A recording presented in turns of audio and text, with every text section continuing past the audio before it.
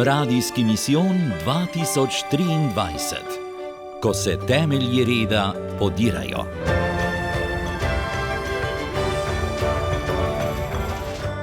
Peti dan. Bog, ovira ali izvor naše svobode?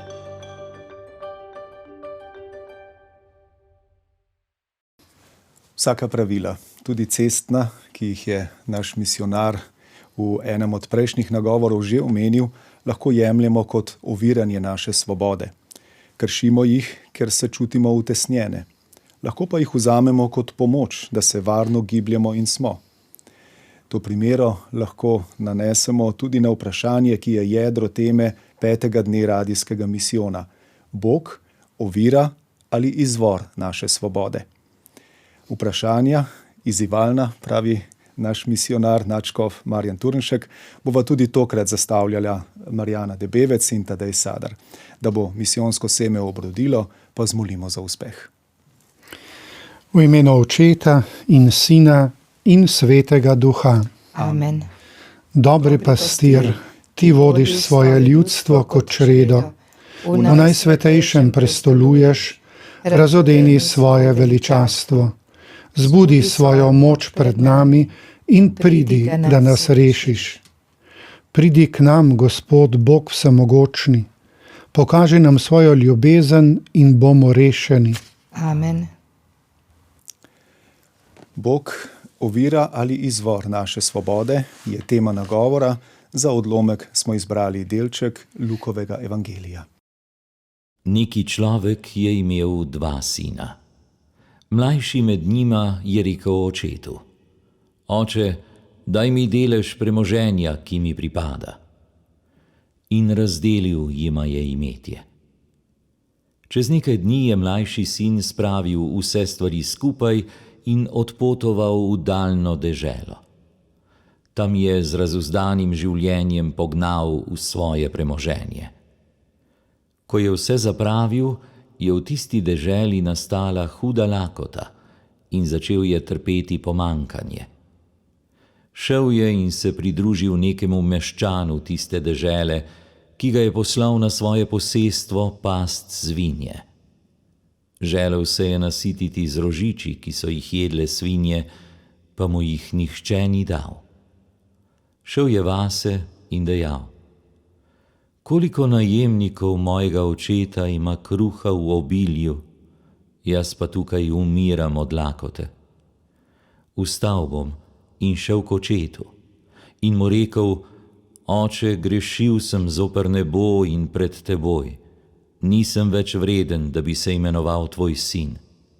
Vzemi me za enega od svojih najemnikov. In vstal je ter šel k očetu. Ko je bil še daleč, ga je oče zagledal in se ga usmilil. Pritekel je, ga objel in poljubil.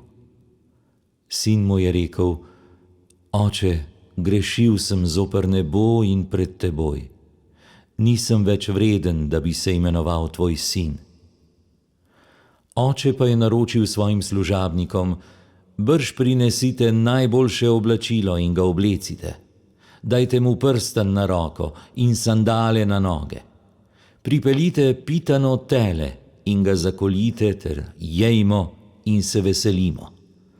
Ta moj sin je bil namreč mrtev in je oživel. Bil je izgubljen in je najden. In začeli so se veseliti. Njegov starejši sin pa je bil na polju. Ko se je domov grede približal hiši, je zaslišal godbo in ples. Poklical je enega izmed služabnikov in ga vprašal: Kaj je to? Ta mu je rekel: Tvoj brat je prišel in oče je zaklal pitano tele, ker je dobil zdravega nazaj. Razjezil se je in ni hotel vstopiti. Njegov oče je prišel ven in ga pregovarjal. On pa je očetu odgovoril: Glej, toliko let ti služim in nikoli nisem prestopil tvojega ukaza, pa mi nisi še nikoli dal kozliča, da bi se poveselil s svojimi prijatelji. Ko pa je prišel ta tvoj sin, ki je z vlačugami uničil tvoje premoženje, si mu zaklal pitano tele. On pa je rekel: Otrok, ti si vedno pri meni in vse, kar je moje, je tvoje. Poveseliti in uzradostiti pa se je bilo treba, ker je bil ta, tvoj brat, mrtev in je oživel, ker je bil izgubljen in je najden. Slišali smo, da oče svojemu sinu ne brani oditi in mu pusti zapraviti imetje. Torej, ne gre za omejevanje svobode, gre za ljubezen do konca. Takšno, ki se podredi drugemu, saj ga samo takšna ljubezen lahko na tak način tudi sprejme nazaj. Seveda pa je to lahko samo božja prizma. Z človeškega stališča je prav, da takšnega sina vsaj posvarimo pred posledicami. Toda danes je vse odvisno od načina. Kako torej pristopati k ljudem, da bodo pravilno razumeli svobodo Boga? Ja, lep dan bo danes zopet v tem misijonskem smislu. Sama zgodba iz tega odlomka Evangelija nam na nek način že daje možnost priprave na zakrament spovedi, sprave, ki jo bomo jutri na nek način lahko obhajali, vsaj tako organizirano, sicer tudi izven tega. Ja, tale zgodba je gotovo izredno močna. Omenili ste, da je pač to gledano z božje prizme, ne? Vendar je pa tudi res, da je Jezus to priliko povedal za nas, ne za Boga. Tako da bi bilo kar dobro iskati tudi iztočnice tudi zase, ne samo, ja, tako Bog ravna, kot je oče ravnal in tako naprej. No, to je en izziv, da bi že vsak sam lahko na tak način pristopil k tej evangeljski zgodbi. Druga stvar pa je ta svoboda v Bogu, ne, kako razumeti svobodo v Bogu. Če damo tu eno iztočnico, moramo reči, svoboda in ljubezen sta dve plati iste medalje. Ni svobode brez ljubezni in ni ljubezni brez svobode. Ljubezen ni mogoče ne prisiliti, ne kupiti, ne vem kaj, si kako zagotoviti jo, ampak jo lahko samo sprejmeš, če ti jo nekdo podarja. Tudi to je pomembno za naš odnos z Bogom, kako tudi za naš odnos med seboj. Če pogledamo še malo nazaj v to evangeljsko zgodbo, verjetno nobenemu ni težko ali pa najprej, če tako rečem, najde podobnost ali išče podobnost z enim ali drugim sinom ali pa celo z obema sinoma. Tukaj, ker smo vsi grešniki, pravzaprav verjetno ni posebne težave se prepoznati. Lika ali pa poteza obeh sta vsakem izmed nas. Oba namreč grdo ravnata z očetom oziroma slabo mislita o očetu. In sicer mlajši slabo misli na ta način, da razmišlja, da mu oče onemogoča, da bi zaživel, da bi v polnosti zaživel. Danes mladi rečejo, da bi šli v life. Ne?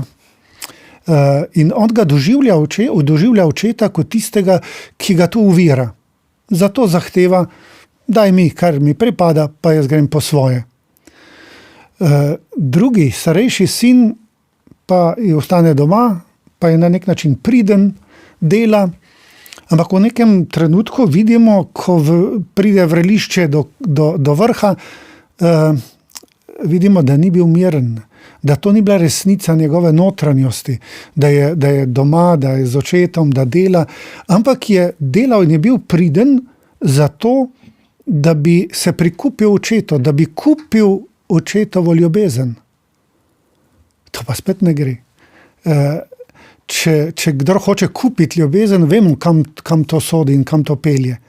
No, tako v tem smislu lahko tudi vsak malo gleda sebe in presodi sebe, ne, ali delam stvari zato, da me bodo imeli ljudje radi, zato, da se jim bom prikupil, ali delam stvari iz notranjega nagiba, iz ljubezni, iz tega, ker prepoznavam v tem resnico.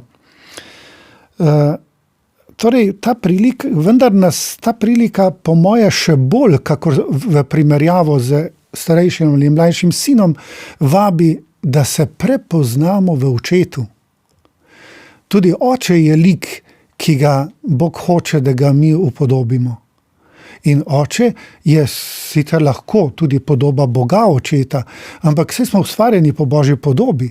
Torej je ta očetov lik, ki bi ga naj ponotranil vsak izmed nas. On pa dejansko ravna tako, da je za enega in za drugega prav.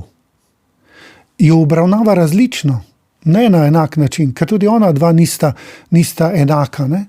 Vendar vsakega spremlja, to iz zgodbe vidimo, kako je očitno vsak dan opazoval, kdaj se bo pojavil ta mlajši sin, ker če njega ne bi že oddaleč zagledal. Pomeni, da je ga v srcu ves čas nosil, da ga ni zapustil, da ga ni odpisal, kot kdaj rečemo, ne? Ampak da ga je čakal. In mu dal novo priložnost, ko se je vrnil. Pri starejšem sinu pa vidimo, da ni bil razpoložen za to, da bi bratu dal še eno možnost. In tukaj, če se učimo v očetu, bomo prišli do tega, da nobenega človeka ne smemo odpisati. Tudi starejšega sina oče ni odpisal. Nasprotno, je šel k njemu ven. Zdaj, mlajši se je sam vrnil, ta pa se ni hotel vrniti v očetovo hišo in je oče šel ven in se pogovarjal z njim. Zopet en pomemben vidik, pogovarjati se. Tudi, če še nekdo ali drugi ni pripravljen takega odkritega pogovora, kakor mlajši sin prej, ne? Ali tudi starejši v vseh teh letih, očitno se ni v resnici iskreno pogovarjal z očetom, ker mu je šele zdaj obraz vrgel, kako ga vidi, pa kako on o njem misli. Ampak oče zna iti tudi preko tega. Torej, morda en tak izziv ob tej zgodbi in ob začetku današnjega razmišljanja, nad nikomor obupati. Če to velja za Boga, mora veljati tudi za nas. Bo malo težje, ampak z Božjo pomočjo bo šlo. Nad nikomor obupati, nikogar odpisati in vsakemu dati še eno priložnost. Vedno še eno priložnost.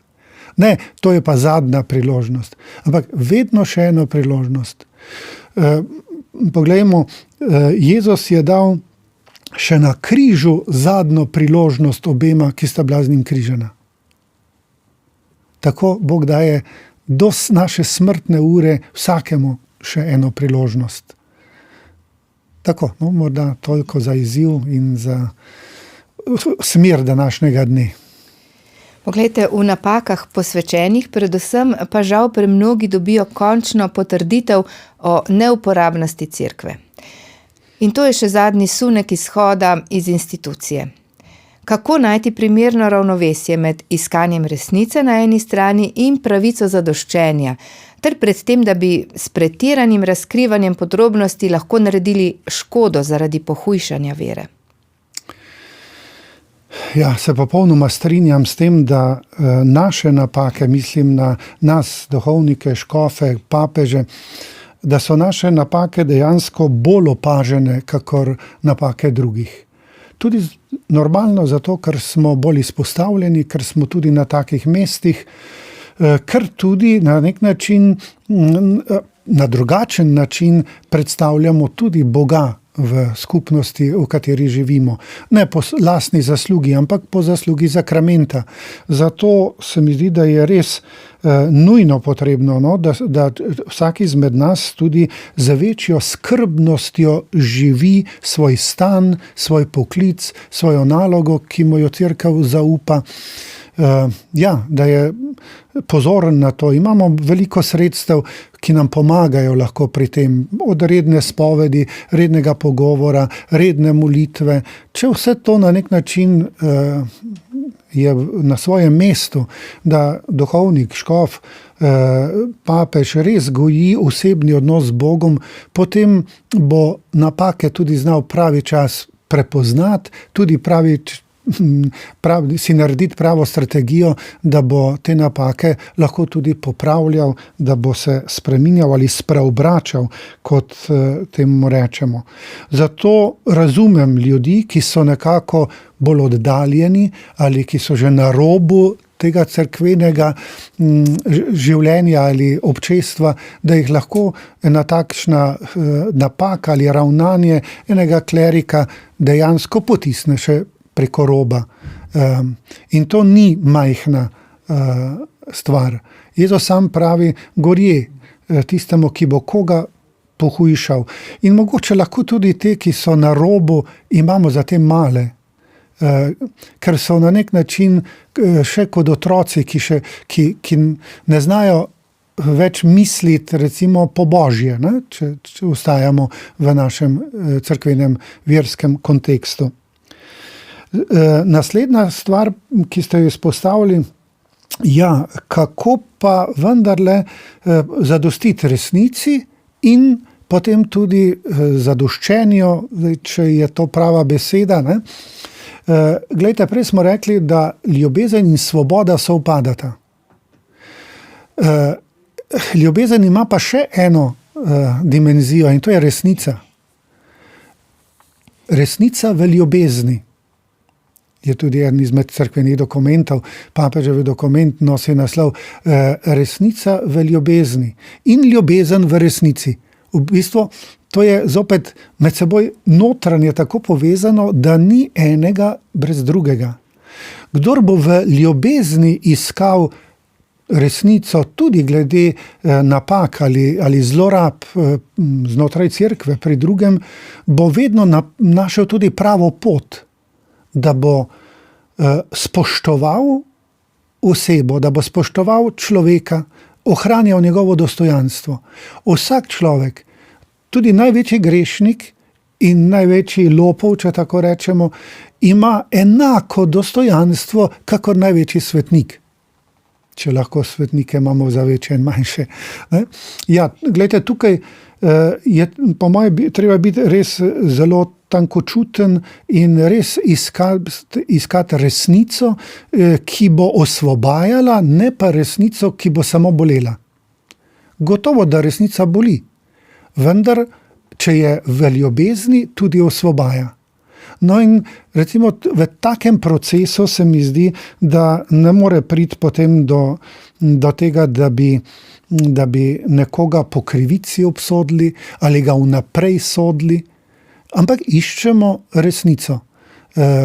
Tudi tukaj brez Boga ne bo šlo, brez molitve ne gre, ne?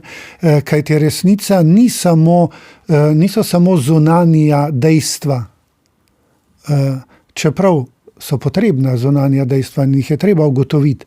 Ampak resnica je vedno tudi notranja ali predvsem notranja drža človeka. To, kar je v človeku, to je resnica, ne tisto, kar je zunaj. Čeprav mi ne moremo se izražati, tudi resnice ne živeti brez zunanjih dejanj. Tako, dokler ni neka stvar dokazana, nek greh ali če hočete neka krivda dokazana, tako dolgo mora veljati ta človek za nedolžnega. To pa nas ne odvezuje od skrbnega proučevanja dejstev in iskanja resnice v ljubezni.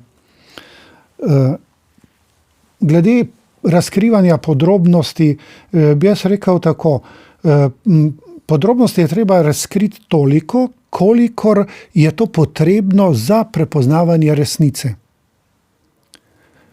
Ne pa za vsako ceno vse podrobnosti. To nikomur ne koristi, ker ene nagne v samo še večje obtoževanje in zgražanje in slabo mišljenje, ne, kar ni dobro za njega, druge recimo jim prebuja domišljijo in jih nagiba k podobnim dejanjem, ne? Ker je treba biti pošten, ljudje smo takšni in drugačni, enem pa tudi ne skozi enaki, ne? Smo enkrat bolj nagnjeni k enemu, drugič k drugemu, enkrat dobremu, drugič slabemu in vse take pretirane podrobnosti lahko dejansko bolj škodijo kot koristijo. Zato tudi tukaj velja razkrivanja te resnice v ljubezni. Ko govorimo torej o teh, govorili ste o zlorabah, pa tudi razne druge oblike manipulacij, lahko pritiskov, smo recimo člani različnih skupnosti. Kaj pomeni biti živi del neke skupnosti in obenem ostati tista osebnost, ki mi jo je namenil Bog? Ni mogoče ostajati in postajati tista osebnost, ki jo je ustvaril Bog, ko je mene ustvaril brez skupnosti. Ni dobro človeku samemu biti. Bog je ustvaril človeka za skupnost, zato tudi se posameznik ne more uresničiti brez skupnosti. Seveda, verjetno tudi ni dovolj samo ena ali pa ozka skupnost. Ne? Je zakonska skupnost, družinska skupnost, župnijska skupnost, delovna skupnost, narodna skupnost, župnijska skupnost. Ne, glejte, koliko je tukaj skupnosti, ki nam dejansko pomagajo, da tudi mi postajamo to, kar smo. Ker se človek kot posameznik ne more uresničiti brez drugih. Zato tu ni in ne bi smelo biti napetosti, ali skupnost ali jaz. Seveda pa lahko tudi skupnosti živimo narobe ali napak in takrat nas tudi skupnosti lahko dušijo v osebnem razvoju. Vse to je res, ne? Vendar to, da lahko zlorabimo neko resničnost našega življenja, to ne pomeni, da jo pa zdaj ne bomo uporabljali. Nasprotno, to nas bo kvečemo prebudilo, da jo bomo uporabljali tako, kakor je na način, kakor je ustvarjena, kakor je namenjena, da jo uporabljamo. Torej, medsebojni odnosi so izredno pomembni. Zato govorimo v cerkvi kot o občestvu. Ne? Zdaj imamo skupino, imamo skupnost, imamo občestvo. Recimo, to lahko v verskem pomenu ima različno vsebino. Ne? Skupina je zelo še tako nepovezana zadeva, se zbere za to, da eno delo opravi, potem pa gre narazen. Ne? Skupnost je že malo bolj trdna vez med člani. Ne? Skupina lahko postane skupnost, če nekako ima vedno več skupnih stvari, ki jih povezuje.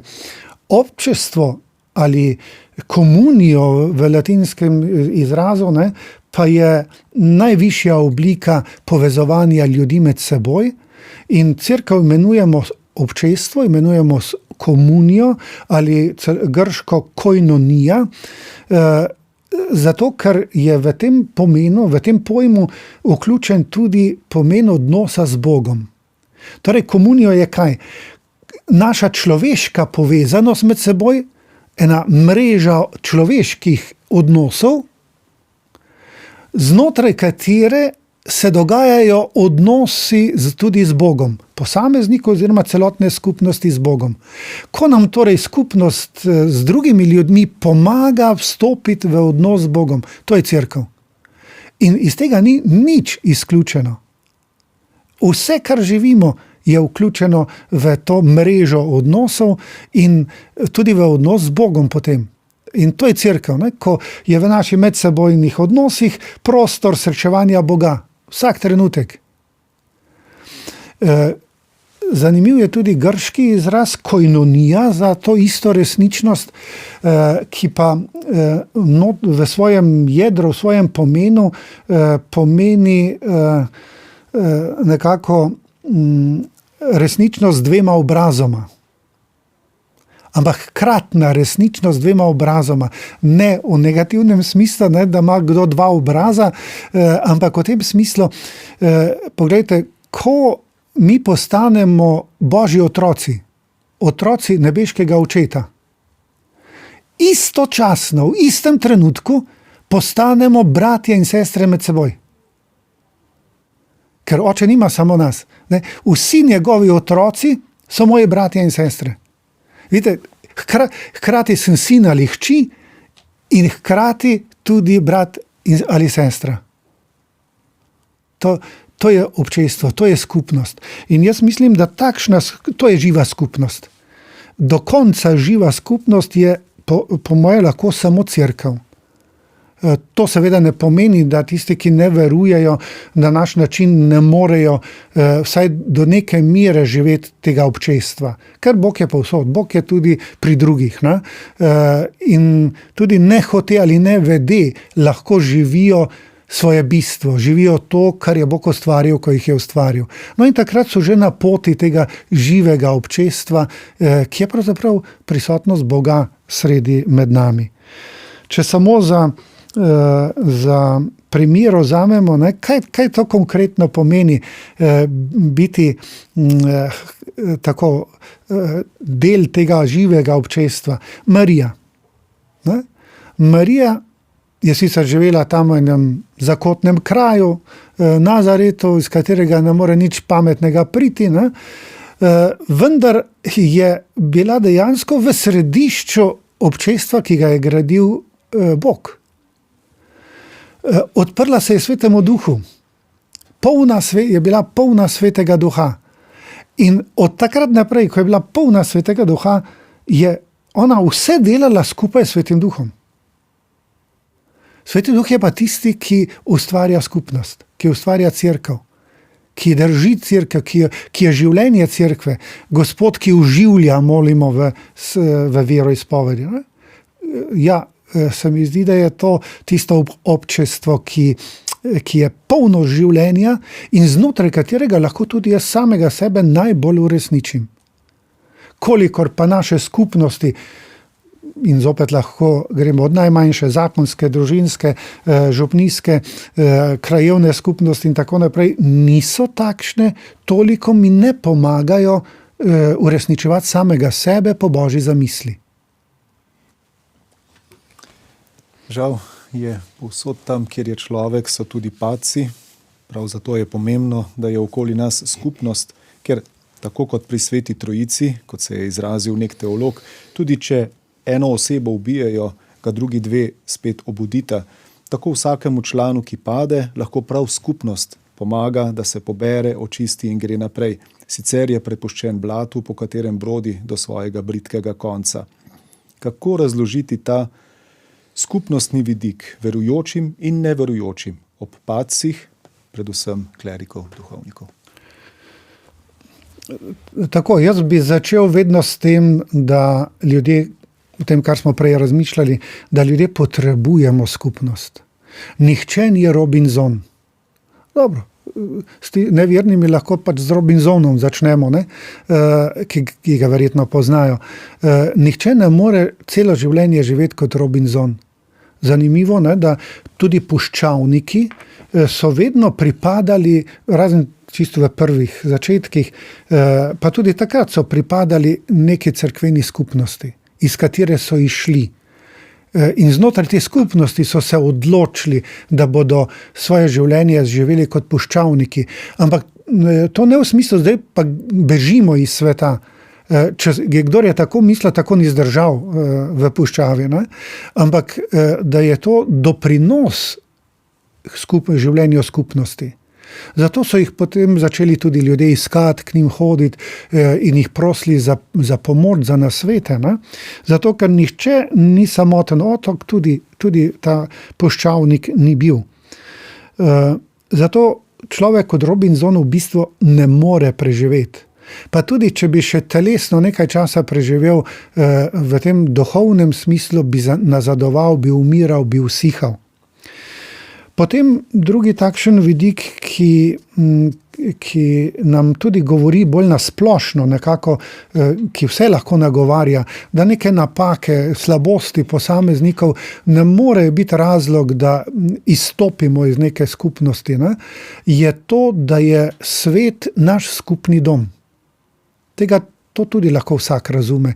Tu je veren ali neveren. Da je to, da živimo v svetu, kjer se pravzaprav niti ne moremo izogniti drug drugemu. In zato je prav, da tudi za ta svet, za ta skupni dom skupaj skrbimo. In kakor hitro začnemo skupaj skrbeti za nekaj skupnega, smo že v občestvu, smo že v skupnosti ali pa v občestvu. Pač težimo za tem, da bi potem iz te skupnosti nastalo občestvo. Ja, jaz mislim, da je zelo dobro, no, da se zavedamo, pa s takimi ljudmi, ko se pogovarjamo, da jim pomagamo dojeti, da smo ljudje, da je človeštvo kot nek organizem. To je že podoba, ki jo je Jezus uporabil, Pavel jo je močno uporabil, Cerkev jo večkrat uporablja, govorimo o tem, da smo udje Kristusovega skrbnostnega telesa, ampak ne samo Cerkev, tudi celotno človeštvo je na nek način organizem, zlasti pa Cerkev. Kaj pa to pomeni, da živimo kot organizem?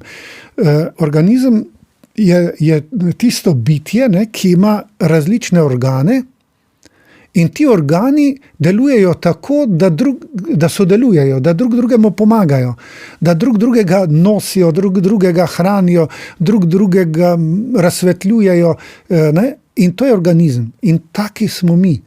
Zato zdaj, če je en ud bolan, a bomo zdaj celoten organizem zavrgli? Ja, če ne ravnamo prav, bo lahko en ud nekako zastrupil celotno telo. Če pa prav ravnamo, pa ne. Pa bo pravzaprav lahko tudi en bolan ud, ali v tem primeru grešen ud, ne, lahko pomaga v celotnemu organizmu še bolj razvit imunski sistem. Odvisno, kako bomo postopali. Ne? Zdaj, če bomo se samo zgražali, pa samo potem bomo vsi dobili gangreno, oziroma bomo v gangreni. Ne? Če pa bomo znali, priznali, rekli, to ni prav, to ne sodi k nam, ne? Ampak mi pa smo skupnost, ki želi te stvari tudi popraviti, vzeti za res in tudi temu svojemu članu, svojemu udu, ne, na nek način pomagati, da se bo iz tega lahko rešil, da bo zdravo, da bo postal zopet zdrav ud našega organizma. Jasno pa je, da je to tudi od njega odvisno, a bo stopil na to pot ali ne bo stopil na to pot. Ne? No in iz tega lahko hitro zaključimo potem, da smo ljudje solidarni drug z drugim v dobrem in v slabem. Najbolj pa seveda velja to na duhovnem področju, ker na drugih področjih smo zelo omejeni. Nas omejuje prostor, nas omejuje čas, na duhovnem področju pa nismo omejeni. Ker duhovna dimenzija gre onkraj prostora in časa. Torej, ko jaz delam nekaj dobrega, zares dobrega, to deluje na vse ljudi, ne samo na tiste, katerim trenutno delam dobro. Ampak v duhovnem smislu deluje na vse ljudi. In ko delam nekaj slabega, to deluje na vse ljudi v duhovnem smislu. Seveda prvo deluje v tistem pozitivnem smislu, če tako rečemo, dviguje pozitivno duhovno temperaturo v svetu in zato tudi drugi ljudje se lažje pozitivno, dobro odločajo. Medtem ko slabo dejanje pa niža to duhovno temperaturo v negativnem smislu in seveda ovira druge, da bi se lažje odločili za dobro.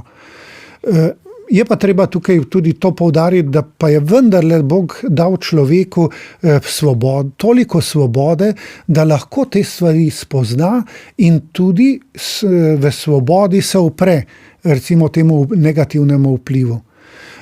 Seveda pa mora biti zato tudi kar precej čuteč, dojemljiv za te duhovne stvari, kar pa je sad nekega procesa zorenja in rasti.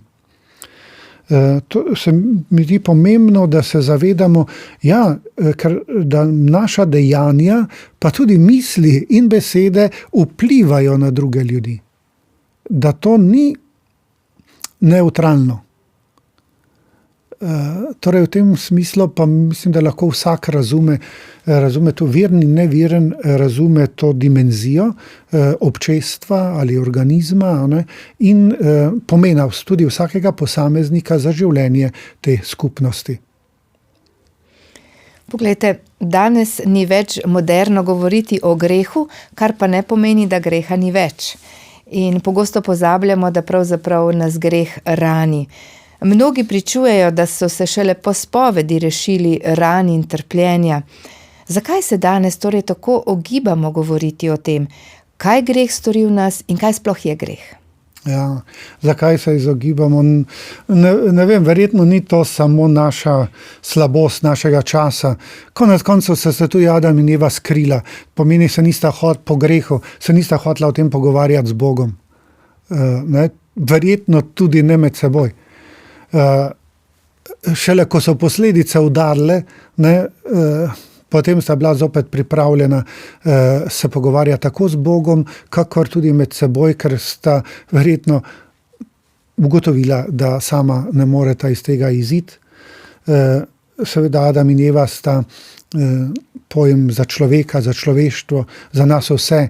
Vsi mi smo Adam in Eve, ne gre samo za prvi par nekje v zgodovini, do katerega tako ali tako nimamo prave, ne moremo zgodovinsko priti do njega.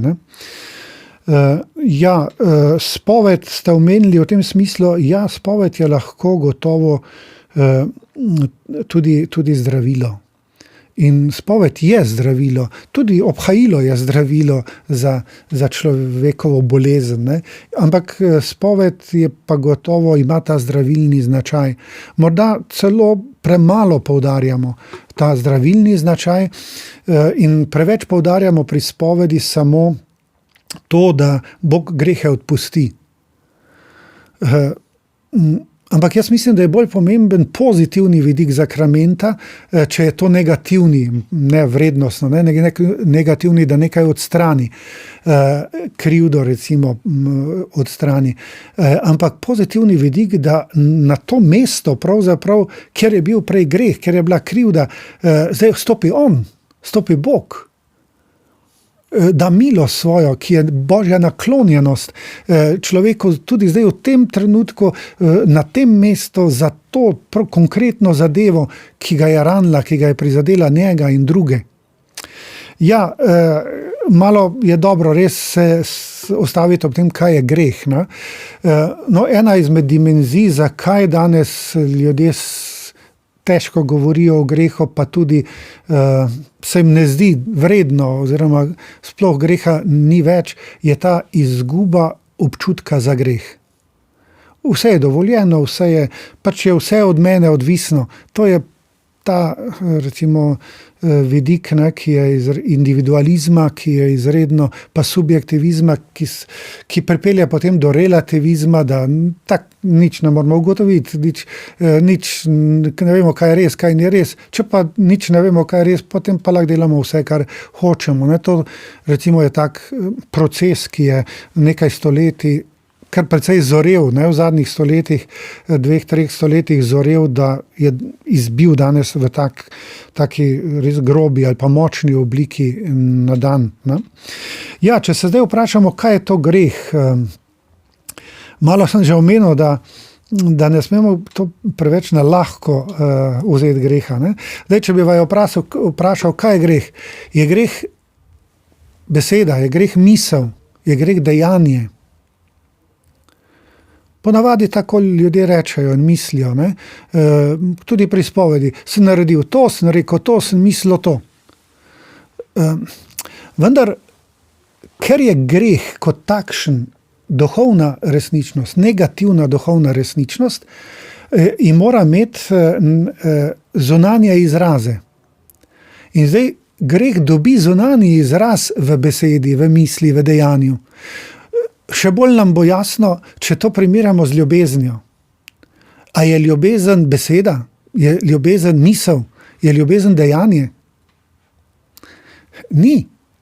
Ampak seveda ne moremo pa ljubezni drugemu izkazati brez tega. To je samo manifestacija. Je koristno, pomembno, potrebno sredstvo za izraz ljubezni. In enako se izraža, bi lahko rekli, tudi greh. Ta negativna duhovna resničnost se enako izraža skozi nas, ker ljudje smo simbolna bitja. Samega sebe izražamo preko simbolov. Simboli so pa besede, misli in dejanja pravzaprav. In zato ne moremo reči, da je greh to, da se o enem človeku slabo misli. Ampak greh je zakaj sem o enem človeku slabo mislil. Da bomo lažje razumeli, mogoče še ta primerjava ali pa izpeljava. Ko je Bog ustvarjal svet, stvarstvo, tudi človeka, je to ustvarjal iz ljubezni. Zato vse stvarstvo pravzaprav lebdi v ljubezni ali plava v ljubezni, če hočete. Tako da je pod stvarstvom in okrog stvarstva je ljubezen. In kaj Bog želi? Da bi vse stvarstvo to ljubezen propuščalo skozi sebe in da bi jo tisti, ki je to sposoben, in to je človek in angeli, da bi ta bitja lahko Božjo ljubezen prepoznavala. Preko stvari, preko živih in neživih stvari, seveda najbolj pa preko človeka. Kaj pa je greh storil? Prvi greh, ki ga imamo opisanega v Svetem pismu, je pa nekako med to Božjo ljubezen, v kateri plava stvarstvo, naredil eno plast, po kateri se pretaka zlo. In zdaj je vsak človek je v svoji svobodi sposoben reči, kaj bo zdaj skozi mojo misel, skozi mojo besedo ali moje dejanje prišlo na plano. Ali Božja ljubezen, ali zlo. In kadar se odločimo svobodno, zavestno in hote, da bo zlo prišlo skozi nas ven, je to osebni greh. In takrat imamo krivdo. Božja želja pa je, da bi seveda to zaprl, da bi to preprečil in bi zopet pristali in svobodno se odločili, da bo skozi naše misli in besede prihajala Božja ljubezen do drugih. In takrat smo tudi mi najbolj uresničeni. Zato je zelo pomembno, da pri spovedi, pa tudi tako, ko razmišljamo o tem, se ne ustavljamo samo pri simptomih, ker misli, besede in dejanja so simptomi. Zdaj, zakaj pa sem jaz v globini pustil, da je zlo namesto ljubezni prišlo ven? Tam, do tja je treba nekako priti in to Bogu izročiti. To se dogaja v zakramentu sprave in Bog tam dejansko ta izvod zla nekako prekine in zopet omogoči, da ljubezen zaživi v nas in preko nas potem tudi v svetu. Morda še ta resničnost, recimo, da je greh ima nekaj elementov. Ima krivdo, kot smo že rekli, to je ta osebni vidik, potem pa ima posledice ali kazni za greh, smo tudi včasih rekli, ne? Pa gre za isto stvar. In sicer je lahko večna posledica ali večna kazen in pa časna kazen ali časna posledica greha. Pri spovedi, če gre za večno kazen, to je pogobljenje. To pomeni za res popolno prekinitev odnosa z Bogom, da je zelo popolnoma me zalilo. Ne? To lahko odpravi in odpusti samo Bog. Krivdo in večno kazen odpusti Bog. In ker mi to tudi potrebujemo kot ljudje, da to slišimo, da vidimo, da doživimo, zato je pustil zakrament sprave ali pokore spovedi, da človek tam sliši in doživi, da mu Bog odpusti krivdo in večno kazen. Pa tudi nekatere časne kazni, nekatere pa ostanejo in z njimi se mora potem človek skupaj s skupnostjo, v kateri živi, boriti. Očitno je to za nas najboljše, da je Bog to tako odločil. Ne? Samo da ilustriramo, recimo, če nekdo se obtoži, da je alkoholik, seveda, ko bo prišel iz spovednice ven, bo njegovo telo še naprej zahtevalo alkohol. Vidite, to je časna posledica greha. Ne? Dokler je bil še toliko svoboden, da bi lahko rekel ne, tako dolgo je bil on odgovoren. Ne? Zato je to njegova krivda, njegov greh. Medtem ko zdaj morda ni več sposoben sam tega rešiti, zato potrebuje skupnostno pomoč, da mu pri tem pomagajo, da odpravi te časne posledice greha. In temu služi pokora, ki jo duhovnik da pri spovedi, in temu služijo tudi odpustki, ki jih lahko pridobimo na različne načine. Omenili ste besedo zakrament pri spravi, pri spovedi. Morda nekaj več besed o vseh sakramentih. Ja, to je izredno dobra božja pogruntavščina, da nam je zapustil zakramente. Kaj je zakrament? Zdaj zopet katekizemsko vprašanje, ne? Bomo hitro odgovorili, tudi verjetno že skupaj z letošnjimi birmanci, ki se pripravljajo, ne, na birmo, da je to vidno znamenje nevidne milosti. Zopet ena taka resničnost, nekaj vidnega, ki pa prinaša do nas nekaj nevidnega. Podobno kot smo prej rekli, ne, pri ljubezni in pri grehu. Ne. Nekaj se vidi, sliši, doživi, ampak skozi to nekaj nevidnega prihaja, kar pa je še večja resničnost, ali pa bolj resnična resničnost, kakor tisto, kar se vidi in doživi. Ne. No in Jezus je postavil zakramente prav zato, da bi lahko v različnih situacijah, v katerih se človek znajde, zato jih je 7, ker 7 je tako simbolno število, ki pomeni neko polnost. Pomeni, človek ne more doživeti take situacije, v kateri mu eden izmed zakramentov ne bi prišel prav, oziroma mu v njem ne bi Bog prišel naproti v njegovo situacijo. Tako vidimo, da je vsak zakrament res namenjen tako eni take resni situaciji, tudi težki situaciji v človekovem življenju. Papež Leon Veliki je lepo zapisal en uvid, ki ga je imel, oziroma ga je imela cerkev, da to, kar je Jezus delal, je prešlo v zakramente. To, kar je Jezus govoril, je prišlo v Sveto pismo. To, kar pa je delal, pa v zakramente. Tako da, vidite, tu je, oboje je pomembno. Njegova beseda je pomembna in njegova dejanja so pomembna.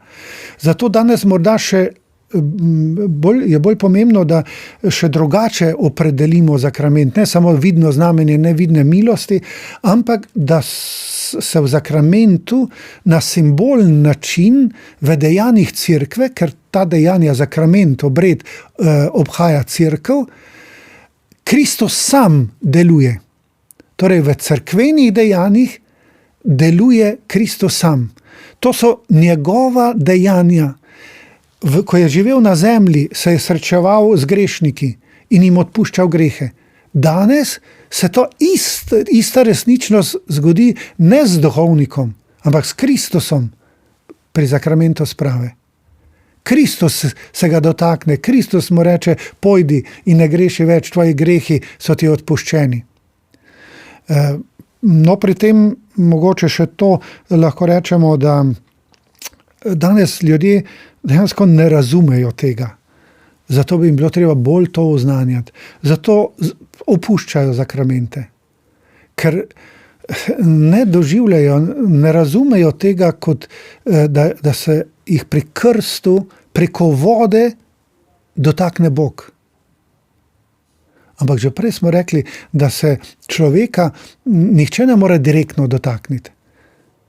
Vsi se ga drugega dotikamo posredno, ne? Preko roke, moj duh se te ne dotakne, ne? Ampak se te dotakne moja roka, ne? Moj glas pride do tebe. Ne? Tako tudi Bog želi priti do nas, se nas dotakniti v različnih teh situacijah na tak čisto konkreten način. Preko olja, pri bolniškem maziljenju ali mašniškem posvečenju, preko olja. Ne? Olje je zopet naravno sredstvo, ki ga v naravi služi temu pa temu pa temu, v zakramentu pa pravzaprav na najvišji način lahko izpolni svojo naravo. Ko ne samo naravno zdravi, ker olja vemo, da naravno tudi zdravijo ali pa mehčajo kožo in tako naprej, da tam dejansko pomagajo v bolezni. To je božji dotik v konkretni bolezni tega človeka.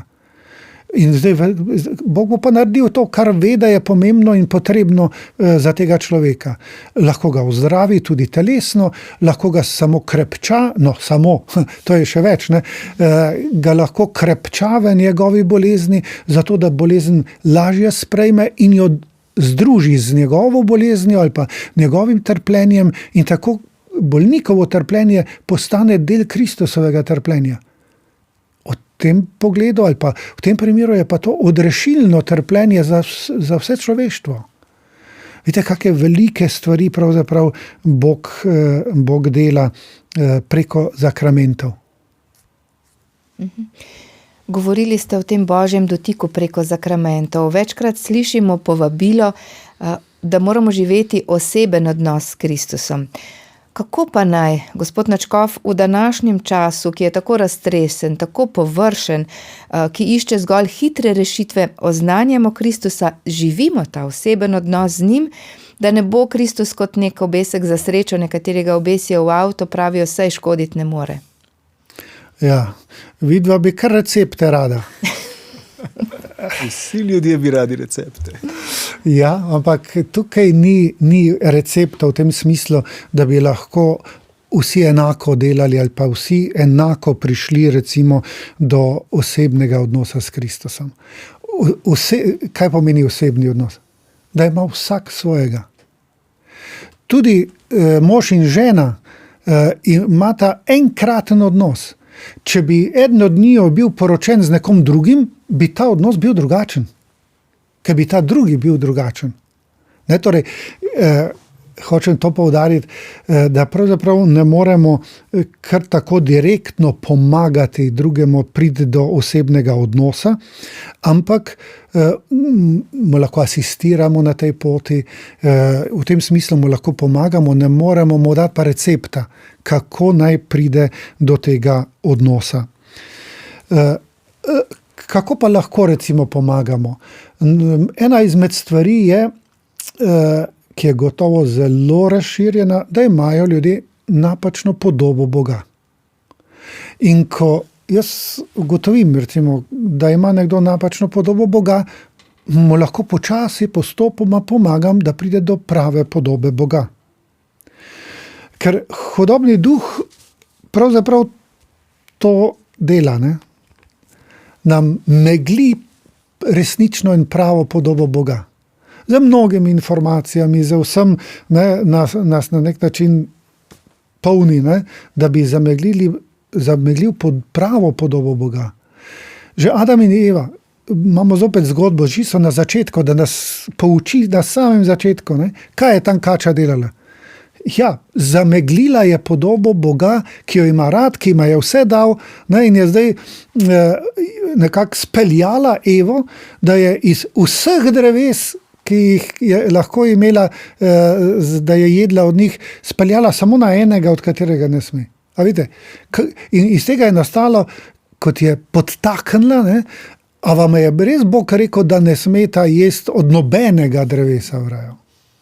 A vidite, tako skušnjava raste in potem pride, ja, pole Eva podlegla tej skušnjavi. Ja, morda je pa res, ne? Morda pa bi nama bilo boljše brez Boga. Ne? In sta sama hotela postati Bog. Imamo, tako pri otrocih pogosto vidim, še vedno Boga, ki je policaj, ne? Ki kar gleda, ki je bo kdo kaj narobe naredil. Popolnoma napačna podoba Boga. Bog sploh ne gleda, kje mi narobe delamo. Ker, kot pravi Sveto pismo, njega ne zanimajo naše grehi. On jih vrže daleč stran za svoj hrbet, pravi Izaija. Vreči za hrbet pa pomeni odpisati. Ne?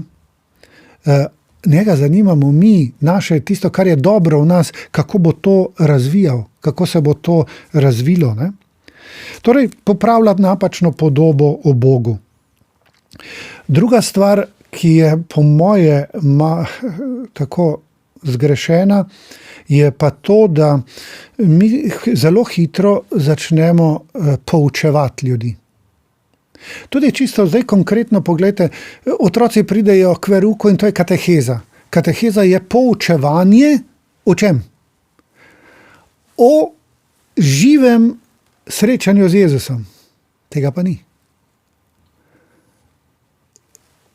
Zato je cerkev od vsega začetka postavila stvar tako, sam nam ne uspeva vedno, ne, da je najprej potrebno kerigmo opraviti. Kerigma, oznanilo kerigme pa je oznanilo, ki človeka prestavi v življenju. To je to osebno srečanje s Kristusom, ki človeka naredi drugačnega, kot je bil prej. Pavel, pred Damaskom, pred in po je praktično skoraj bi lahko rekli drugi človek, čeprav je isti človek. Ampak to je bila kerigma. On je spoznal, da je Jezus Kristus res Bog, ki se je človečil, ki je umrl in vstal. In če je to res, to prej ni verjel. In če je to res, potem moram jaz popolnoma spremeniti življenje. Če sem iskren, če sem pošten. No, to je, gledajte, ena taka stvar, kako živo, resnično pomaga človeku, da bo doživel Boga.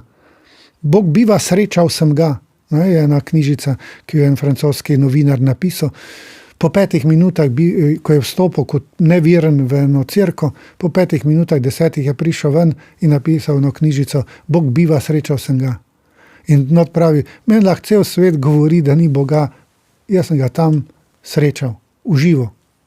No, seveda je to milost, ne? Mi jo moramo pa se na nek način pripravljati, da lahko to milost pravzaprav sploh sprejmemo. Ne? Tukaj pa lahko pomagamo drug drugemu na tej poti do osebnega odnosa z Bogom. Govorili smo o zakramentih, gotovo ne bi bilo prav razglabljati, kateri je večji, ampak gotovo je najpogostejši zakrament svete Evharistije. Morda kaj vam osebno pomeni Jezusova navzočnost v Evharistiji? Vedno bolj vse. Ker vedno bolj jasno doživljam in okušam, da je samo tam Jezus navzoč v vsej polnosti, ki je mogoča na tem svetu. Ker je navzoč tako telesno, torej kot človek in kot Bog.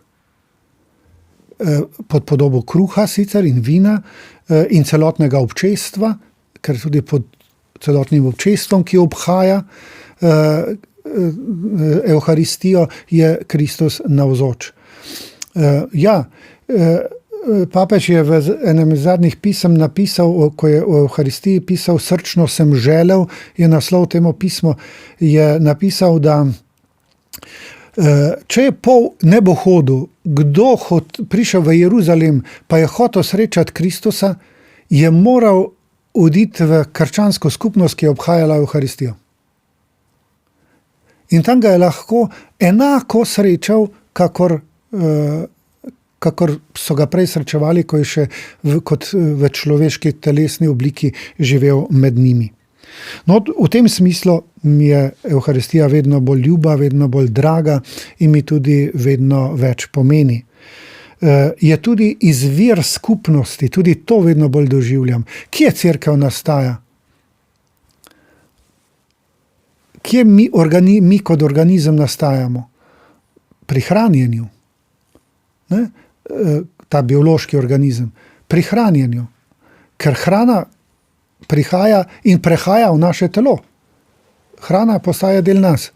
Pri Evharistiji pa je že Avguštin zelo lepo povedal, pa tudi drugi cerkveni očetje so poudarili, da tam pa se zgodi malo drugače. Mi jemo Kristusa, Kristus pa nas spreminja vase. Torej, pri sveti maši, ko se obhajamo s Kristusovim telesom in krvjo, postajamo cerkev. Tu prihaja življenje cerkve, ker življenje cerkve je Kristus. Mi smo udje njegovega skrivnostnega telesa. In kot duhovnik, ko molim v Jezusovem imenu, to je moje telo, ki se daje za vas, ni to zdaj, takrat ne mislim in ne smemo misliti samo na Jezusovo telo. Ker Jezusovo telo, zdaj smo tudi mi. Pomeni, izgovarjamo to tudi glede našega telesa, tega cerkve, ki je skrivnostno Kristusovo telo, ki se daje za vas. Tudi cerkev je resnična takrat, ko se danes daje kot skupnost, kot občestvo daje svetu, ker ni poslana, Jezus jo ni poslal v svet ali pustil na svetu zaradi nje same, ampak zaradi sveta, ki še ni odrešen, ki še ni sprejel Kristusa, ki še ni v osebnem odnosu s Kristusom. Ena taka lepa primerjava, kaj je Evharistija, ne, je ta zgodba, opis dogodka, ko sta po vstajenju dva učenca šla v Emaus. Se jima Jezus pridruži kot neznanec, ga ne prepoznata. Vidite, beseda še ni dovolj. Je pomembna, pa so o Božji besedi govorili, ne? Pa ni bilo še dovolj. Čeprav je srce pa že začelo malo goreti, ne? Kdaj sta ga prepoznala? Ko je vzel kruh in ga razlomil. Ker sta prepoznala to gesto iz zadnje večerje. In takrat ni bilo več potrebno, da je bil prisoten, vidno med njima, je zginil, ampak ona dva sta obrnila svojo življenjsko pot, ne samo zdaj, da sta iz Emausa šla nazaj v Jeruzalem geografsko, ne, ampak življenje sta obrnila zaradi tega doživetja. Zato je velika, velika škoda, da verniki vedno manj prihajajo k obhajanju Evharistije. Ker to je tako bistveno za življenje cerkve, za življenje župnije, kot je bistveno, da se družina dobi pri obedu, ker je to pomembno za telo, ker telo mora dobiti hrano, je to pomembno za psihološki vidik, se pravi čustveni vidik, spoznavni vidik, da si pogovarjamo, da si damo to, kar lahko drug drugemu damo na tej človeški ravni, in da povabimo tudi Boga v ta naš obed, da je tudi on zraven. Ne, to je pa duhovni vidik, ne, tega obeda. In Evharistija je vse to na najbolj popoln način. In bi zdaj lahko šli skozi, kako se dejansko dogaja pri Evharistiji, tudi moja pot, ne, spreobrnenje in odpuščanje na začetku, kesanje, ne, potem v tišini razmislimo, kdo smo, kaj smo, ko duhovnik povabi, molimo, ne, in potem je tišina, da se zavemo, kdo sem zdajle in kaj bi rad Bogu dal, kaj potrebujem. No in Bog potem odgovori na to z Božjo besedo. V Božji besedi pri maši so vsi odgovori za vse ljudi, ki so pri maši. Samo potrebno je prisluhniti. Vsak lahko dobi drugačen odgovor iz te Božje besede. Potem darovanje, zopet, vidite, to mora biti življenjska resničnost. Zdaj pa je darovanje, pa ministranti tam nekaj počnejo. Ne, mi prinesemo sebe na oltar. Oni sam na zunaj to pokažejo, ko prinesejo kruh in vino, ampak tam moramo biti mi, naše delo tega tedna. Ne? In gledajte, če je to tam živo, to ni nikoli dolgočasno. Ne? In potem spremenjenje. Kruh in vino se spremenita, ampak duhovnik kliče Svetega Duha ne samo na kruh in vino, da naj spremeni te darove v Jezusovo telo in kri, ampak tudi na nas, zbrano ljudstvo, da naj tudi nas spreminja v svoje telo. In to se tam dejansko dogaja, se poglablja ta resničnost cerkve. In potem obhajilo, ki pa je združenje, ne? Največja resničnost, ne? Združenje z Bogom, s Kristusom, in ko si združen s Kristusom, si združen z Očetom in Svetim Duhom. In zakaj to? Zato, da na koncu lahko slišimo, no zdaj pa pojte v življenje in to, kar ste živeli pri maši, kar se je tu zgodilo, živite v vsakdanjem življenju. Postanite Evharistija v vsakdanjem življenju. Jaz mislim, da je vsebine več kot dovolj za to, da se lahko ob tem hranimo, prebujamo, predvsem pa, da zahrepenimo in da se odzovemo na to, da je Jezus pri zadnji večerji srčno želel jesti to veliko nočno jagnje z nami, in v tej njegovi srčni želji je vsaka sveta maša, ki jo mi obhajamo, že prisotna. Je tam že navzoča. On je si želel vsako naše obhajilo. Zato, ker to ni ena druga zadnja večerja. Vsaka sveta maša je ista zadnja večerja tam v Jeruzalemu. S temi lepimi in globokimi mislimi smo prišli do konca osrednjega misijonskega nagovora 5. dne. Z nami je bil tudi danes nadškof Marjan Turnšek, s katerim se bomo v 6. nagovoru pogovarjali na temo družina, kraj sprave in odpuščanja. V družini so odnosi najbolj osnovni, zato je zelo ranljiva in na udaru zla. O tem torej prihodnjič, pa tudi o odpuščanju in spravi, tako tisti med nami in tisti z Bogom. Pred slovesom pa gospod nadškof še blagoslov. Gospod z vami, In s tvojim duhom, naj bo slavljeno ime Gospodovo. zdaj in na veke, Naša pomoč je v imenu Gospodovem. ki je ustvaril nebo in zemljo. Blagoslovi, varuje in vodi naj vas vsemogočni Bog, Oče in Sin in Sveti Duh. Amen. Slavimo Gospoda. Bogu hvala. Hvala gospod nadškof in hvala vam za pozornost. Z vami sva bila Marjana Debevec in Tadej Sadar. Z Bogom.